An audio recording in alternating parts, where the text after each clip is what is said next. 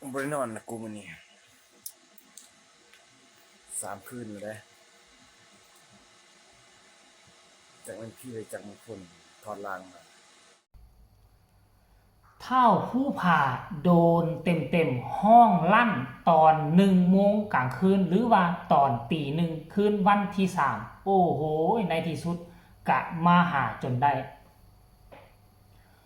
สบายดี FC แฟนคลับทุกท่านโดยเฉพาะพ่อแม่ผู้ที่ติดตามชีวิตของเท่ามืดหรือว่าเท่าผู้ผาติดตามด้วยความเป็นห่วงเป็นใยตั้งแต่มืดที่ออกจากถ้ำจนฮอดปัจจุบันนี้กะคองคอยเบิ่งข้อมูลข่าวสารท่านผู้ชมที่ผ่านมาค่อยเคยได้ยินบ่ว่าจะเป็นสังคมไทยสังคมลาวถ้าหากว่าผู้ใดกำลังบวชนาคอยู่กำลังเกี่ยมที่จะบวชหลายคนบอกว่ามักจะมีสิ่งลี้ลับแบบนี้เข้ามาหาเข้ามาแสดงตัวตนให้เห็นเป็นประจำที่ผ่านมาค่อยก็เคยได้ยินแต่เรื่องคำสาคำลือของคนที่กำลังจะบวชว่ามันมีแล้วนี่แท้ๆเจอแบบนี้แท้ๆแต่ค่อยบ่คิดบ่ฝันว่าเรื่องแบบนี้มันจะมาเจอกับผู้ผ่าท่านผู้ชมอันนี้ค่อยก็บ่ได้เว้าว่าสิ่งที่ผู้ผ่าเว้านั้นมันเป็นจริงนะแต่ว่าบังเอิญสิ่งที่ผู้ผ่าเว้าเหตุการณ์ที่ผู้ผ่าเจอมันดังไปตรงกับเรื่องราวเรื่องเล่าของทุกคนก่อนที่จะบวชเกือบหมดทุกคนเลยที่เจอเหตุการณ์แบบนี้เลยทุกคนเจอเหตุการณ์แบบนี้แล้วพวกเจ้าคิดว่าสิ่งที่ผู้ผ่าเว้านั่นมันมีมูลความจริงขนาดใดจนถึงขั้นห้องลั่นตอนตี 1ห้องเลยนะคือห้องให้พระอาจารย์มาช่วยเพิ่นบอกว่าน่ะนอนอยู่ดีๆเนาะเจอทรายใส่สุดขาวใส่ผ้าเบียงบ้านเฮาน่ะภาษาไทยเอิ้นว่าผ้าสบายทรายสุดขาวใส่ผ้าสบายขั้นก่อนแล้วนี่ว่าบ่แม่นพราหมณ์ก็สิแม่นคนบวชนาคเก่าแล้วบ่ทันบวชเป็นพระเทื่อกำลังบวชนาคอยู่แล้วเพิ่นเกิดเหตุอีหยังบางอย่างบ่จึงเฮ็ดให้เพิ่นนั่นไปบวชเป็นพระบ่ได้อาจจะดับสูญไปอาจจะเสียชีวิตไปก่อนหน้าบ่ฮู้บ่ทราบจึงเฮ็ดให้ผู้ผ่าน่ะตัดสินใจไล่สดตอน1 โมงกลางคืนแล้วก็เรียกร้องให้ FC แฟนคลับแชร์ไปในไลน์มาเป็นหมู่แน่คอมเมนต์มาเป็นหมู่แม่หมู่แดซั่นเจอจังๆคือสินอนบ่ได้แล้วแหละว่าซั่นเด้เพิ่นน่าจะนอนอยู่กระต๊อบเด้ความจริงอยู่วัดนี้มีบ่อนให้อยู่ให้นอนหลายแต่เพิ่นเลือกนอนอยู่กระต๊อบฝ่าไม้โปดๆขาดเพื่ออย่างเพื่ออยากสงบสติอารมณ์เพื่ออยากจะอันนี้อย่างก็เขาเอิ้นว่าตั้งสมาธิบ่ยึดติดกับสิ่งของอีหยังต่างๆนั่นน่ะท่านผู้ชมไปบ่หลายใหญ่ห่างไปฟังจากปากผู้ผ่ามาขึ้นนี่ตี 1ว่าเป็นจังไดแท้เชิญชมเลยทุกคนบริโนอนนะกูมันนี่3 คืนเลยจากมันพี่เลยจากมันคนถอดลางมาเงินปูก็ให้อีกพร้อมพวกนี่ก็เลยใส่ชุดสีขาวเบิดใส่ผ้าเบียงคือกับเมสซี่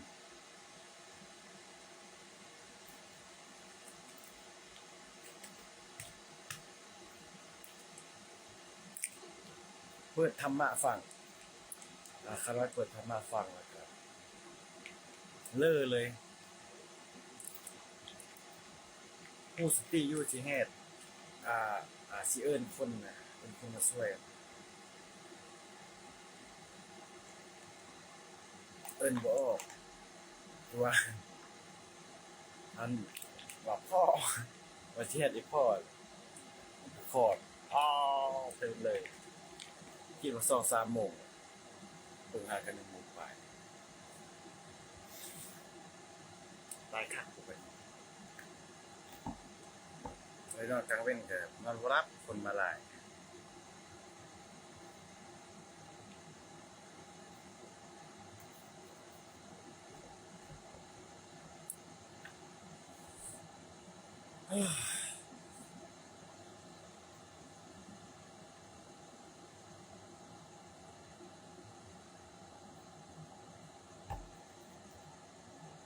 มาเมสซี่ยืนหัวเจนะเอาแต่บางสติลุกดุคิดว่าเพิ่นนั้นเพิ่นบ่ปากบ่ลมหยังน่าจะแม่นกุฏิกุฏิเฮือนที่ขาน้อยไปนิมนต์ไปสวดมนต์ธรรมะเนาะขาน้อยบ่ได้นอนคืนนี้ตอนแรงขาเวียกหลายสิไปก็ขอขมาลาโทษเพิ่นดีๆเลยเพิ่นน่าสิมาหยอกเลยเจ้าบ่กล้านอนแหละ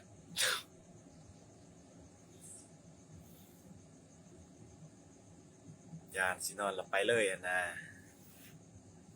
เอาข้างก็มาได้บ่ฮู้อีโนอีนี่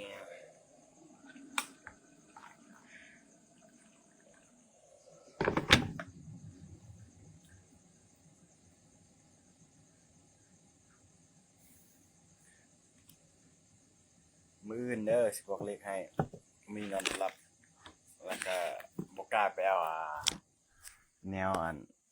สิเบิ่งเลขฮะโอ้ย ได้ฟังแล้วบอกเจ้าหูซึกแนวใดความจริงเราไล่สดนี่ยาวใดยาวแต่ว่าค่อยตัดเอาบางวรรคบางช่วงบางตอนที่มันสำคัญเอามาให้ FC แฟนคลับได้ชมกันซื่อๆคันอยากเบิ่งคลิปเต็มก็ให้เข้าไปที่หน้าเพจของผู้พาเด้อบ้านฟ้าของผู้พาทุกคนเลยเข้าไปแล้วพวกเจ้าจะได้ชมจนเต็มๆว่าเราเว้าอีหยังแหน่เฮ้ยมันเป็นเรื่องจริงบ่วะเพราะค่อยก็บ่เคยบวชได้ค่อยอายุ30กว่าละสิเข้า40แล้วค่อยก็บ่เคยบวชบ่เคยหยังต่างๆเลยแต่ว่าค่อยก็ฮู้คือกันเพราะว่าค่อยเคยฟังโลกโซเชียลนี่บ่ว่าจะคนทั้งคนลาวคนไทยนี่ก็เว้าเป็นเสียงเดียวกันคนเตรียมตัวจะบวชนี่มันจะมีสิ่งลี้ลับมาขอส่วนบุญนะมาขอส่วนบุญผู้พาว่าตื่นขึ้นมาแล้วนะทั้งย่านทั้งกลัวเนี่ยก็เปิดบทสวดมนต์ขึ้นฟังแล้ววันหนึ่งแล้วไปเลยว่าสั้นดิว่ะมันแม่นอีหลีบ่ทุกคนเอ้ยอันนี้ก็คือเรื่องราวเหตุการณ์เขาว่ามารบ่มีบารมีบ่เกิดเนาะ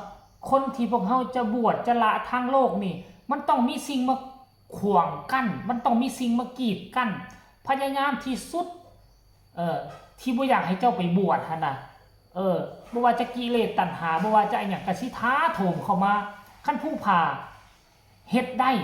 ใน1เดือนนี่ก็จะบวชไปเพิ่นอาจจะบวชตลอดชีวิตก็บ่แน่เด้อทุกคนเด้อเอ้าพี่น้องชาวลาวชาวไทยเอามาฝากกันตอนเช้าๆเรื่องเล่าหลอนๆของผู้พาใครเห็นแล้วก็ฝากกดไลค์กดแชร์แน่คนละไลค์คนละแชร์เพื่อสนับสนุนผู้เฮ็ดข่าวเพื่อส่งเสริมสนับสนุนข่าวของผู้พาไผ